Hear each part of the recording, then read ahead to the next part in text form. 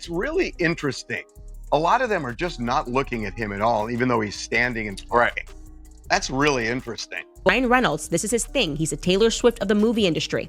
When he gets upset with somebody, he puts them into a script. For years, Ryan Reynolds and Blake Lively occupied a unique space in the celebrity stratosphere.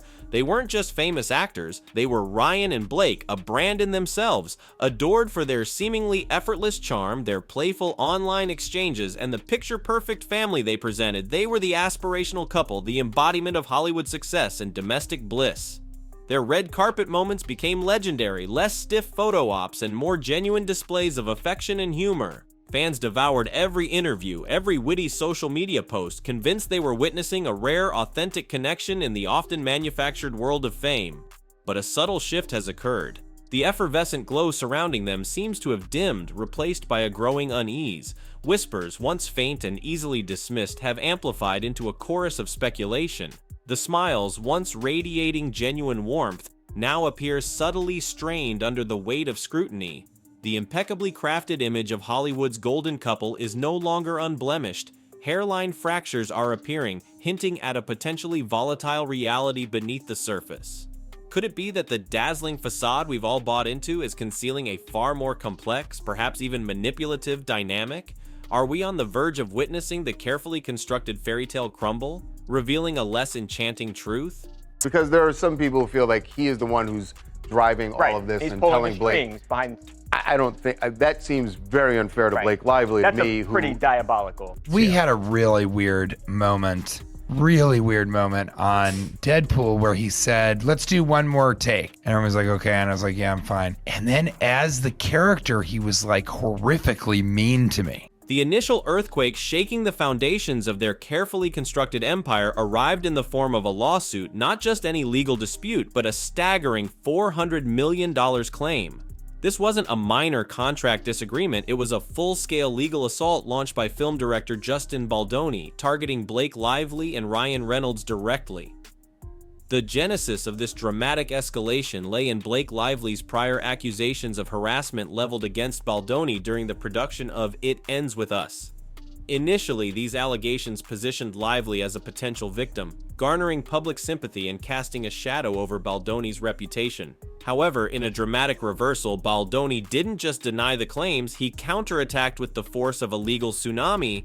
His lawsuit doesn't just refute the harassment accusations, it paints a portrait of alleged calculated malice, accusing Blake and Ryan of orchestrating a campaign of defamation, attempting to extort him financially, and even conspiring to seize creative control of the entire film project, effectively hijacking his vision.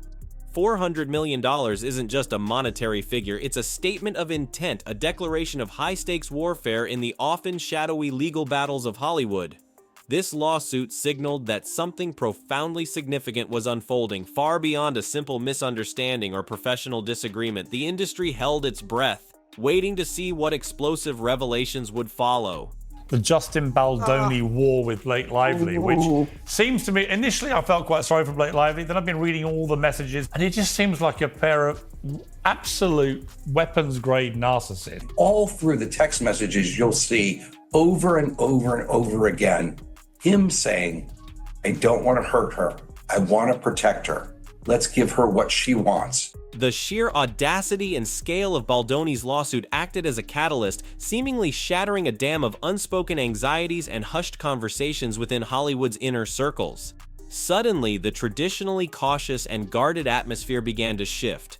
Industry insiders, typically bound by a code of silence and a fear of professional repercussions, started to cautiously share their own experiences and observations.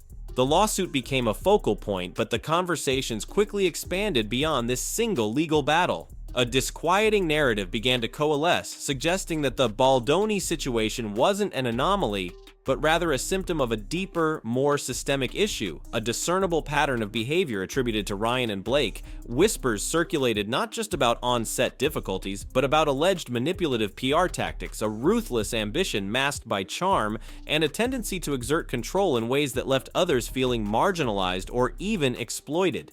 The carefully curated image of approachable, relatable celebrities began to clash starkly with these emerging accounts of behind-the-scenes power plays and a seemingly unwavering determination to maintain their position at the top, regardless of the cost to others.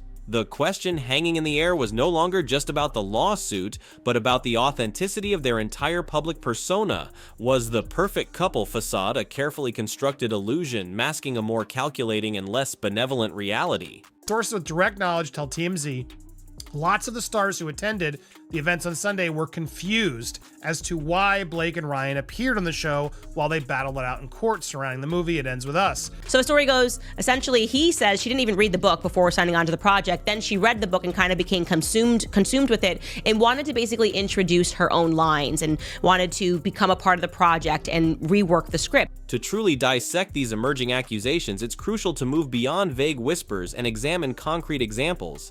And the set of the Deadpool franchise, Ryan Reynolds' career-defining success, repeatedly surfaces as a site of reported friction and tension. T.J. Miller, known for his role as Weasel, made headlines with his unequivocal declaration that he would never collaborate with Ryan Reynolds again, even if offered exorbitant sums. His reasoning wasn't attributed to creative differences, but to personal interactions, describing feeling consistently undermined and belittled by Reynolds. Miller alleged that this wasn't playful on-screen banter bleeding into real life, but a deliberate and unsettling attempt to assert dominance and diminish his presence. Similarly, Tim Miller, the director who helmed the groundbreaking first Deadpool film, also departed the franchise prior to the sequel, citing irreconcilable creative differences with Reynolds. While creative clashes are common in filmmaking, the nature of the reported conflict suggested a deeper power struggle, with Reynolds allegedly seeking absolute control over the franchise's direction, leaving little room for collaborative input. Even Marina Baccarin, who played Vanessa, Deadpool's love interest in the first film, experienced a significant reduction in screen time in the sequel and a noticeable absence from promotional activities, fueling speculation of a potential falling out or professional marginalization. Beyond the Deadpool universe, actress Rebecca Ferguson's cryptic account of a horrific on-set experience with an unnamed co-star who was described as insecure and prone to screaming fits ignited online sleuthing, with many fans and industry observers pointing towards Reynolds as the likely subject despite no direct confirmation. Adding to this mosaic of potentially strained relationships, the seemingly lighthearted anecdote from the Jersey Shore cast, recounting an unexpectedly unfriendly encounter with Reynolds, further chipped away at the image of universal affability. Taken together, these disparate accounts, while anecdotal, create a cumulative impression of potential on-set discord and a demanding, perhaps even controlling personality that contrasts sharply with the perpetually jovial public persona Reynolds projects. We know you have an ongoing feud with Ryan. You know that guy. What's it going to take for him to actually be BFFs with you? Well, I mean, in truth, there was a time in which we were. I defend Justin Baldoni in this lawsuit with Blake Lively because I think she's horrible and she's made up this whole thing because she tried to steal his movie. But he is the most overly feminized man I've had to endure in recent history. The scrutiny isn't limited to Ryan Reynolds' professional conduct. It extends into the more intimate realm of his personal life, specifically his highly publicized divorce from Scarlett Johansson. Their separation, once viewed through the lens of typical Hollywood relationship casualties, now takes on a new significance in light of the emerging allegations. Scarlett Johansson herself, in subsequent interviews, offered subtle but telling hints about the underlying dynamics of their marriage. She alluded to a relationship characterized by volatility, a loaded term suggesting emotional instability and unpredictable shifts in mood and behavior. Crucially, she hinted at Ryan's insecurities as a significant contributing factor to their marital breakdown. As Johansson's career ascended to stratospheric heights with her iconic portrayal of Black Widow in the Marvel Cinematic Universe, she implied that Reynolds struggled with her burgeoning success, fostering a sense of professional jealousy and a competitive undertone that poisoned their partnership. While initial public perception often defaults to blaming female celebrities in divorce narratives, Johansson's carefully worded comments subtly redirected the focus, suggesting that Reynolds' need for control and underlying anxieties might have played a more central role in the marriage's disintegration. Adding further complexity to this narrative, persistent rumors circulated even during their marriage about Reynolds' deepening connection with Blake Lively on the set of Green Lantern. These whispers hinted at a possible emotional overlap or even infidelity, suggesting a potentially tumultuous personal life that mirrored the reported on-set tensions and further complicating the carefully constructed image of Ryan Reynolds as the perpetually charming and uncomplicated leading man. But somebody else who is very connected to this reached out and said, Candace, you're 90% there. You're just missing one thing. And I'm beginning to wonder, and listen, full speculation, no proof, for him to go that crazy. The growing unease surrounding Ryan Reynolds and Blake Lively isn't confined to anecdotal accounts from co-stars and ex-spouses. It appears to permeate certain echelons of Hollywood's directorial elite. Respected filmmakers, known for their uncompromising artistic visions and critical perspectives on the industry, have seemingly offered veiled critiques, suggesting a potential disconnect between mainstream popularity and genuine industry respect. Quentin Tarantino, a cinematic iconoclast renowned for his auteur approach and unwavering commitment to real cinema, has publicly expressed a dismissive view of the type of films Reynolds typically stars in, implying they lack depth, artistic merit, and lasting cultural impact. Chris Columbus, director of beloved family classics like Home Alone and the first two Harry Potter films, directly criticized Reynolds' plans for a stoner reboot of Home Alone, deeming it not only insulting to the legacy of his original film, but also disrespectful to the very art form of cinema. Gerard Butler, known for his action hero persona and perhaps a more traditionally masculine image compared to Reynolds' often self-deprecating humor, offered a curt and dismissive response when asked about comparisons between his film Gamer and Reynolds' Free Guy, simply stating he doesn't watch Ryan Reynolds' movies. While these comments might appear indirect or even dismissive on the surface, they carry weight precisely because of the speaker's stature and established reputations within Hollywood. They hint at a potential undercurrent of skepticism or even disdain within certain artistic circles regarding Reynolds' filmography and perhaps by extension, his carefully cultivated public persona, suggesting a possible chasm between mainstream fan adoration and deeper industry respect based on artistic merit and perceived authenticity. Cathartic. As if I'm Weasel. Right. So he was like, what's great about you, Weasel? You're not the star, but you just, you do just enough exposition that it's funny, and then we can leave and get back to the real movie. So he's riffed. The whole crew was acting weird. Returning to the epicenter of the unfolding drama, Justin Baldoni's explosive lawsuit, a more cynical interpretation of Blake Lively's initial harassment allegations begins to emerge. Could it be, as Baldoni's legal team argues, that these accusations were not genuine cries for help, but rather a strategically calculated maneuver? Were they a meticulously planned tactic designed to gain leverage in negotiations, exert control over the It Ends With Us project, or even preemptively damage Baldoni's reputation to ensure Blake and Ryan emerged unscathed, regardless of the actual truth? Their subsequent decision to appear on Saturday Night Live's 50th anniversary special, and Ryan's reported attempt to joke about the very serious lawsuit and harassment allegations swirling around them, further fuels this suspicion.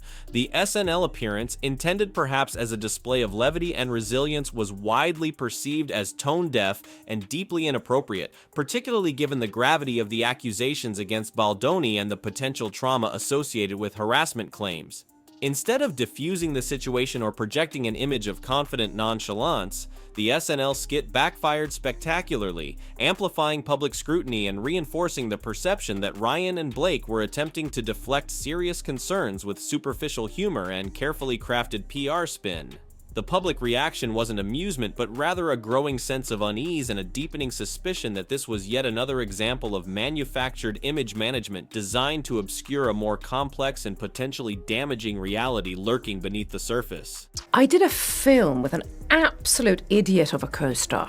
And this human being was being so insecure and angry because this person couldn't get the scenes out. And I think I was so vulnerable and comfortable that I got screamed at. The mounting allegations, the persistent whispers, and the increasingly strained public appearances all converge on a central, unsettling question.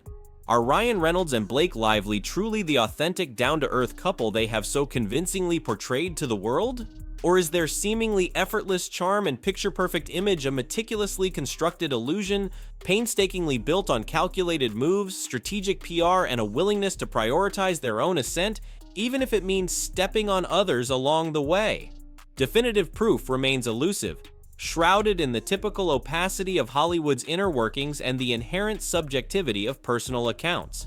However, the sheer volume and consistency of the emerging stories, spanning professional collaborations, intensely personal relationships, and even veiled critiques from respected industry figures, paints a cumulatively troubling picture.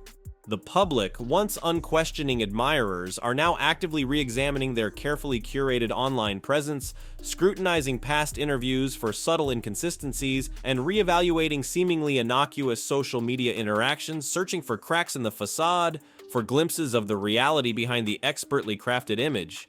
The story is far from reaching its conclusion. As more voices potentially emerge from the shadows, and as the legal battle with Justin Baldoni continues to unfold, the truth about Hollywood's golden couple may prove to be far more nuanced, far more complex, and ultimately far less enchanting than the fairy tale we were all so eager to believe. The stakes are undeniably high, not just for Ryan and Blake's individual careers, but for the very nature of celebrity culture and the increasingly blurred lines between carefully constructed public images and the often hidden realities of those who inhabit the glittering world of fame.